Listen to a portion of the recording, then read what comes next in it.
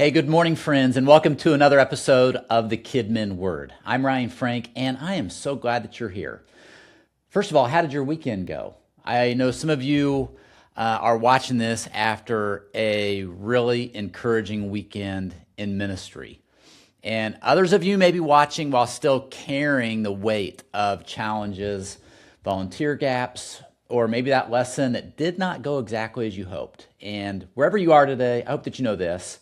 You showed up. You loved kids. You planted seeds, and that matters. Now, today's Memorial Day here in the United States, so let me say Happy Memorial Day to you and your family. More importantly, we pause with gratitude and remember the men and women who gave their lives in service to our country. Freedom always carries a cost, and today we honor that sacrifice. Now, last week we wrapped up Ephesians chapter 5, where Paul talked about relationships and how our faith affects the way that we live and love. And we talked about serving from overflow, loving sacrificially, and even how we allow our relationship with Christ to impact how we relate to each other. So we continue on that same concept, that same idea in Ephesians chapter 6. So let's read verses 1, 2, and 3 today. Children, obey your parents in the Lord, for this is right. Honor your father and mother. This is the first commandment with a promise, that it may go well with you, and that you may live long in the land. Now we know those verses, right?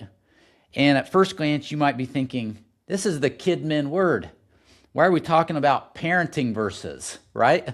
Why are we talking about children obeying your parents and honoring your mom and dad? Well, because this passage is really about something much bigger than just kids obeying their parents. It's about honor. And honor is a word that feels increasingly rare in our culture. We live in a time where criticism comes quickly, where respect is often conditional, and authority is sometimes viewed with suspicion. Yet Scripture still holds this high place for honor. Paul reached back to the Ten Commandments and reminded us that honoring parents deeply matters to God. Now, let me be clear about something. Honor does not mean that I pretend everybody's perfect. Parents aren't perfect, right? Leaders aren't perfect. Pastors aren't perfect. You're not perfect.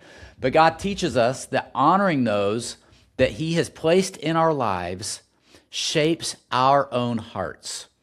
And honestly, KidMin leaders understand this more than most.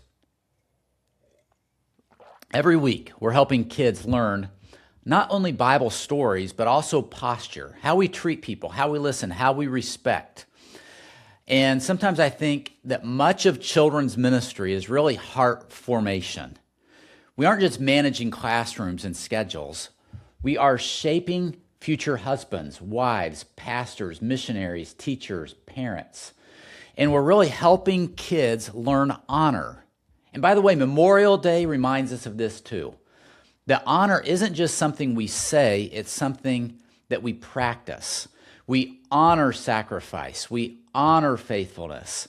We honor those who have come before us. And when we do that, something really healthy develops inside of us.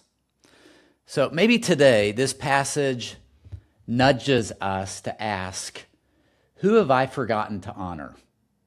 Maybe it's a parent. Maybe it's a mentor. Maybe it's a leader in my life. Maybe it's a volunteer who serves faithfully week after week behind the scenes. Maybe it's even the Lord Himself. Honor softens our hearts. And here's something beautiful. When kids learn honor, they're learning something about God's kingdom. Because our faith is not built on rebellion against God. It's built on trust, and it's built on loving submission to Him.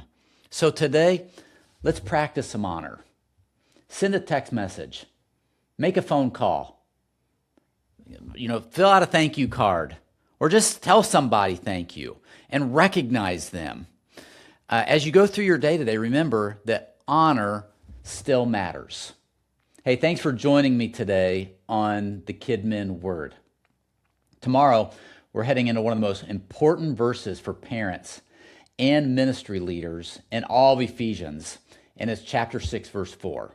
We're going to talk about how to lead kids without crushing their spirit. I'll see you then.